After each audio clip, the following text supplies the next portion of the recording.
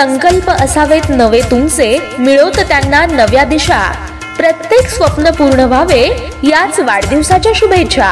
मनसे नेते दिलीप बापू धोत्रे आपणास उदंड आयुष्याच्या अनंत शुभेच्छा। शुभेच्छुक महाराष्ट्र नवनिर्माण सेना सोलापूर जिल्हा।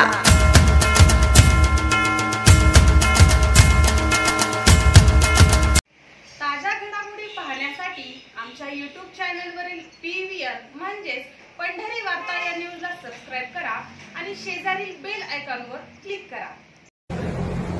मी 1200 कोटी रुपये ठेवत असतात प्रत्येक आमदाराला मी व्यक्ती करतोय।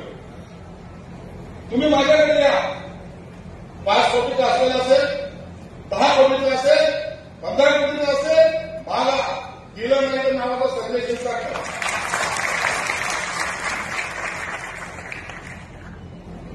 आपल्या बाबत चाललंय का सरकारचा पैसा वापरायचा कसं एवढी अक्कल आपण ठेवायची, बाकी काय करायचं।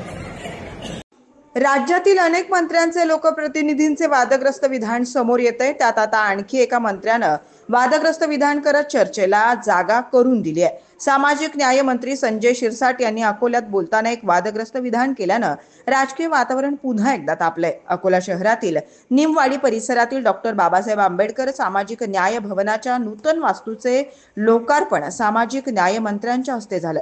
यावेळी भाषणादरम्यान त्यांनी केलेल्या एका वक्तव्यानं अनेकांच्या भुवया उंचावल्यात। ते म्हणाले, आपल्या भागातील वसतिगृहासाठी निधीची मागणी करा।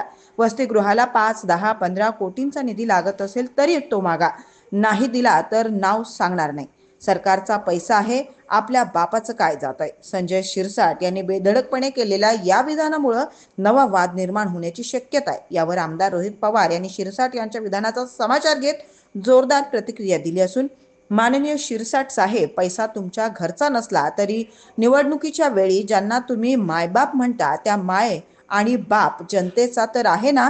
या पैशाचा उपयोग करणारे तुम्ही फक्त तात्पुरते विश्वस्त आहात। त्यामुळे सरकारचा पैसा आपल्या घरचा नाही म्हणून कशीही उधळपट्टी करण्याचा किंवा बॅगा भरण्याचा अधिकार कुणालाही नाही असं सुनावलं आहे।